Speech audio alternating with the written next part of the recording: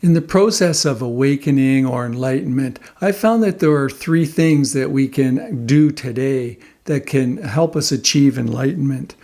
First, it's to stop seeking. And I've got another talk on that issue. The second is to practice being the witness, and that's the one I want to explore today. And the third is to cease struggling with life unfolding. So today we're going to talk about the second aspect, being the witness. So crucial. In particular, I want to share practical steps to a way that we can be the witness of thoughts rather than being controlled by thoughts. So 3 things that we can use to shift our relationship with the mind's incessant activity and instead realize enlightenment. You may have heard me say before, we are not our thoughts, or just recognize and hold thoughts in awareness. But these ideas can sometimes feel abstract or difficult to grasp. In this talk, I want to go beyond theory. I want to explore practical ways to directly realize the truth of these statements. We're going to learn how to let go of thinking and instead be the witness of thoughts. Be the witness of the thoughts that arise in the mind. Often when we hear the phrase, just let it go, we may wonder how to actually do that. Today we're going to explore, again, 3 steps to actually doing that and instead being the witness. So let's dive right into this. What are the 3 steps? Number 1, realizing we cannot stop thoughts. Number 2, not identifying with thoughts. And number 3, being that which is aware of thoughts. So let's examine each of these in turn. Step 1, realizing we can't stop thoughts. So crucial. Recognizing that we can't stop thinking is the first step. The more we battle with thoughts, the more we get stuck in them. And we've got to see this and realize it. Trying to stop the mind from producing thoughts is a losing battle. The saying, what we resist persists and even grows, is so applicable here. The more we fight against thoughts that appear, the more intense they become. When we struggle with restless mind, the mind just simply says, I wish the mind would be quiet. But can you see that that's just more thought? It's a thought about not thinking. A practice that I've found useful in the past was to notice sounds, just on my meditation, noticing sounds arising and passing, and then moving to witnessing thoughts in the same way. It's easy for us to see sounds as impersonal and not self, so it's a helpful way to kind of set the stage for letting go of thoughts. Try this and let me know in the comments if it worked for you. Sometimes I offer this exercise to help meditators see the futility of trying to stop thoughts. I say take the next 30 seconds and think about anything that captures your interest. It could be a favorite place, a pleasant conversation you had, or maybe just planning your day. And at the same time, try not to think about a pink elephant. Now pause and reflect. How long did you manage to keep the thought of a pink elephant at bay? I bet it wasn't any more than about 5 seconds. You may be curious about why this occurred. It's known as ironic process theory and psychology. And it basically just says any deliberate efforts to suppress thoughts just makes them more likely to occur. Once we realize we cannot stop thoughts, how do we move forward to changing our relationship to thoughts? The next step is to look at our attachment to our thoughts. So step 2 is not identifying with thoughts. Once we know that we cannot forcibly stop thinking, we can move to examining our relationship to the thoughts that just arise without our consent. We can begin to see the true nature of thoughts, that they're impersonal mental events and not an accurate reflection of truth or who we are. When we realize this, we begin to let go of the identification with thoughts. We learn to see thoughts as simply passing phenomena like clouds passing in the sky without attaching to them or believing in their inherent reality. The true path to enlightenment lies in slipping out of our identification with thoughts altogether. I would like to share 4 methods that I found helpful in disidentifying with thoughts. And in the past, I've used different of these 4, depending on the type of thoughts that was arising or my current state of mind. Method 1, questioning on whose behalf thoughts arise. This approach is helpful, especially for people with kind of logical or analytical minds, and they might find that they need a reason or justification to let go of their thoughts.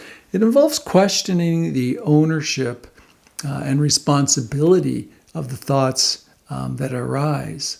By realizing that thoughts arise spontaneously without our consent and are not a reflection of our true identity, it becomes easier to let them pass by without getting attached to them. By realizing that thoughts appear and just pass away, we see their impersonal nature. It allows for kind of a cognitive shift in perspective and creating a distance between oneself and the thoughts that arise. And over time, it loosens their grip on the mind. It's just ask the question, on whose behalf is this thought? On whose behalf do thoughts arise? And here's another exercise that might help with this. Think of the color purple. Can you easily do that? Probably. Think of the color blue. Now think of the color yellow. Was that difficult? Probably not. Now here's the exercise part of it. Always have happy thoughts, no matter what's happening in your life. How difficult was that? You'll probably find that you cannot control whether or not a happy thought appears. So this can really show that you have no control over the thoughts that arise. And we realize that the thoughts are not actually ours. We can see that these thoughts do not define who we are. They're simply generated by causes and conditions, our upbringing, our culture, external influences. So it's important not to just consider the content of each thought, which is actually impossible to monitor, but rather on whose behalf these thoughts arise. So asking the question, on whose behalf do thoughts arise? And you'll find there's only 2 possibilities. They either arise on behalf of the illusory separate self or the true self of awareness. And look and see. If the thought arises on behalf of the illusory temporary separate self, then investigate the reality of that self. And once we recognize that the separate self on whose behalf our thoughts arise, it may not be present. And when we see that, we can simply drop the thoughts that arise on behalf of the separate self. And by practicing letting go of these thoughts, we find that they simply diminish on their own over time. And instead, we can focus on the thoughts that are practical, creative, and useful. This mind is actually a powerful tool, and we can still use it for those practical thoughts that will continue to arise naturally. The only category of thoughts that cease to arise are those that arise on behalf of the illusory separate self. And as these thoughts diminish, the accompanying feelings, emotions, and activities based on a separate self also decrease. Method 2, shift attention to the body rather than the mind's activities. And this approach involves observing body sensations associated with whatever's arising. It's the emotions, the thoughts. Could be emotions such as frustration, anxiety, boredom, whatever it might be. We bring the focus attention down from the abstract realm of the mind into the more concrete realm of the body. And by bringing attention to the body, we can step outside the train of thought and notice the freedom from not being entangled in thoughts. And method 3, realizing how we create our own suffering by believing thoughts. This approach is radical. It involves developing awareness of our state of mind without judgment and investigating the cause of the mental suffering, which will often see our thoughts from the past or the future. This was mind-blowing for me by recognizing that thoughts they play a role in creating the suffering, a lot of my suffering. I could reduce the attention and credibility I gave them, and they just naturally began to drop away. The non-judgmental and accepting attitude towards the thoughts is crucial, and then we see them as just passing phenomenon rather than absolute truths. The fourth method is called contemplating counteracting forces. So we can use specific mental states as a counteracting force to help us relate to runaway or disturbing thoughts. And one counteracting force that I found helpful is reflecting on the impermanence and the certainty of my death. It helped me gain clarity over my priorities. So when I recognized that death was certain, but the timing was unknown, I realized the importance of cultivating positive mental states in the present moment. Worry couldn't persist in a mind that was content with what was. So I've shared step 1. So we've explored step 1, not trying to stop thoughts, and step 2, being the witness of thoughts. And I gave you 4 methods for being the witness of thoughts. Now let's look at step 3, being that which witnesses thoughts. So it's what's before thoughts or even the witness occurs. It is through the power of awareness or presence that we can break through this grip that the incessant thinking has on us. This knowing or being or presence, I like to call it still presence, is already and always within us, with or without any spiritual practice or meditation that we might do. We are already this awareness and this knowing. But often this knowing is mistakenly attributed to thinking. We become trapped in the illusion that to think is to know. But there's a deeper knowing that transcends the realm of thinking. And by acknowledging this knowing free from thinking, we can become more familiar with ourselves as the aware presence or still presence that exists prior to constantly identifying with the movement of thoughts. As we awaken to our deeper nature that exists beyond the thoughts, we gain a deeper understanding of ourselves and the reality as it truly is, unfiltered by ideas and beliefs and opinions that are really imposed on us by thought. Through our meditation and other contemplative practices, we cultivate the ability to clearly see again and again the knowing that exists prior to thinking. And we can shift our attention away from this incessant thinking, become less fascinated with all the opinions and judgments that it produces. And in the process, all this activity of the mind begins to dissolve and fall away. It kind of loses its hold on us. And as this falls away, a big chunk of the egoic self falls away. And we come to rest in this stillness, spaciousness of pure awareness.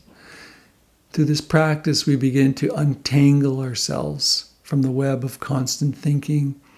And we gain the ability to simply rest in awareness itself, become more rooted in the present moment, and recognizing the peace that exists beyond the noise of the mind.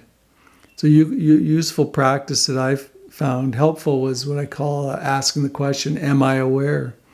So we can access this state of stillness anytime during the busyness of our day by asking this question. Just ask it any time during the day. Am I aware? And then resting in the pause between the question and kind of the answer that just arises. So in that moment, that pause or that gap, that is stillness. We can kind of touch into that timeless stillness beyond the conditioned patterns of the mind. It's in the kind of the ending of this thinking that we can find the true answer of who we are.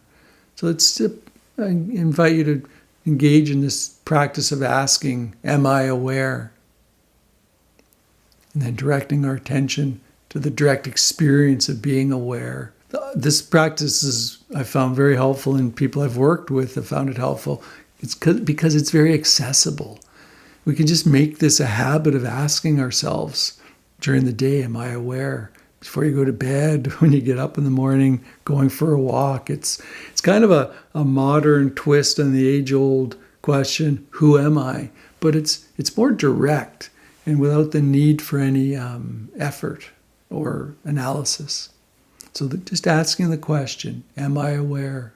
Very clear, very straightforward, brings us into our presence.